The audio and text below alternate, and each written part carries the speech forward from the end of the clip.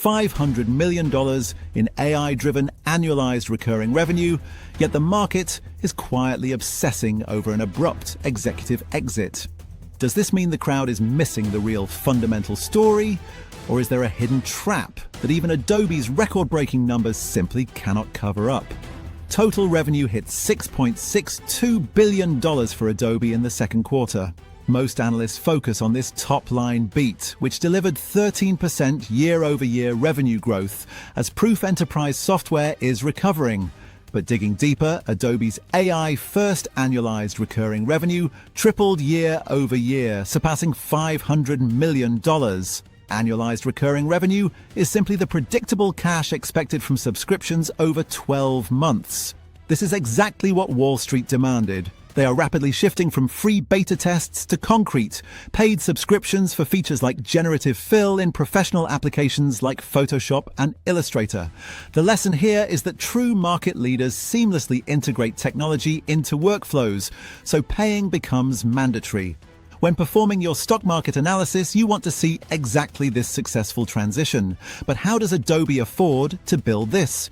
Gross profit stood at $5.9 billion, yielding an exceptional gross margin of 89.2% for the quarter.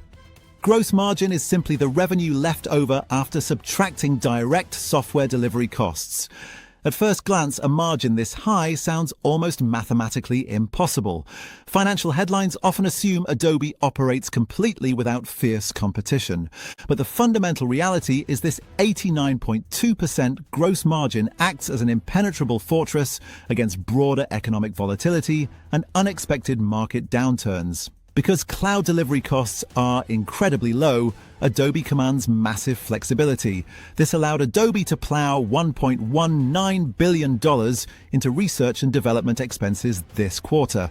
They are spending heavily to keep challenges like Canva at bay, building massive physical infrastructure like AI data centers and complex machine learning models. What does this mean for your portfolio? You want businesses with pricing power so strong they outspend rivals on new product development without ever threatening the core bottom line. This is an incredibly powerful rule for any value investing framework. This brings us to capital, where Adobe deployed $2.11 billion to buy back 8.5 million shares in just one quarter. Pundits scream about how shareholder-friendly Adobe is right now. Most retail investors see a massive share repurchase program and assume the stock is cheap. But looking at the income statement, stock-based compensation reached $534 million in that exact same period. Stock-based compensation is the cost of paying employees with shares, diluting your ownership. Therefore, a massive portion of these buybacks is a defensive maneuver. Adobe must aggressively buy its own stock to absorb internal dilution caused by paying software engineers in shares. The golden rule is to always check if buybacks are shrinking the overall share count or just acting as a treadmill. And this is something you can easily check for yourself in any quarterly filing. While these buybacks artificially boost Adobe's earnings per share, we must look at liquidity. The current ratio stands at 0.75 times, meaning immediate liabilities exceed liquid assets. The current ratio measures a company's ability to pay short-term obligations with short-term assets like cash. At first blush, optical weakness like this sends investors running, implying Adobe might struggle to pay bills, especially since total debt increased to $6.64 billion. But relying on one isolated metric is dangerous. That liability figure includes $7.15 billion in deferred revenue. This is cash Adobe has already collected for annual cloud subscriptions, but hasn't recognized as revenue yet. It doesn't require a cash outlay, just the ongoing delivery of cloud services. Furthermore, Adobe generated a massive free cash flow of $2.1 billion during the quarter. Free cash flow is the actual discretionary cash left over after paying all operating expenses. They are quite literally a cash printing machine in the software sector. Once you grasp this, you will start to look at financial reports in a completely new light and stop fearing optical traps.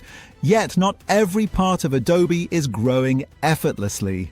integrating the SEMrush acquisition added $480 million to Adobe's annualized recurring revenue. Observers quickly assume Adobe is just successfully buying growth. But buried in the notes, management recorded a $70 million goodwill impairment charge tied to the legacy publishing and advertising reporting unit. Goodwill impairment happens when a company admits a purchased asset is worth less than originally thought during the acquisition. This quiet accounting adjustment reveals a very stark reality. Adobe is aggressively rotating capital away from sunsetting business lines into high-growth, AI-enabled digital assets. They willingly take the financial hit on stagnant legacy technology like older ad platforms to immediately free up essential resources. The lesson is that great companies act like ruthless portfolio managers with their $29.9 billion in total assets. They cut losers early and double down on winners. Understanding this capital rotation is key to a solid investing strategy for the modern tech landscape. GAAP net income reached $1.71 billion, proving the business is highly lucrative. Yet Adobe unexpectedly announced its chief financial officer is departing. Commentators usually focus on the interim CFO having 2 decades of internal experience, framing this as a smooth transition. However, a top executive leaving right after integrating a major acquisition introduces genuine friction. Institutional investors absolutely hate executive uncertainty. A sudden CFO departure creates a temporary market overhang that suppresses price, regardless of underlying fundamental strength. This teaches us that corporate governance and executive stability are just as critically important as the spreadsheet when conducting fundamental analysis.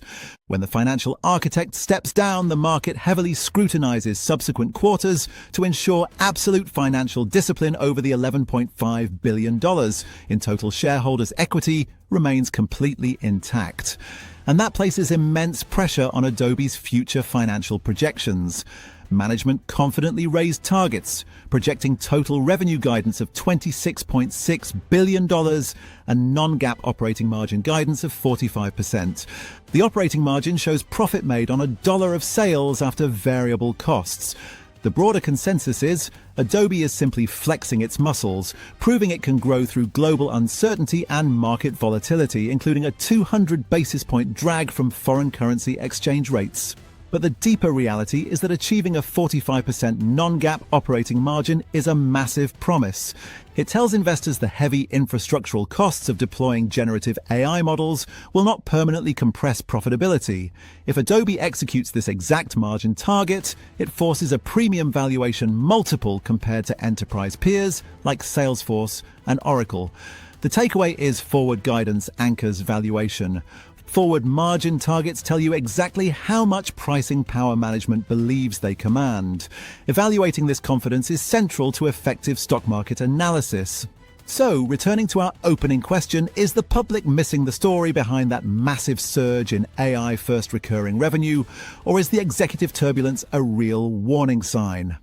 The truth is, Adobe successfully monetizes artificial intelligence at a global enterprise scale, leveraging its software monopoly to offset legacy sluggishness.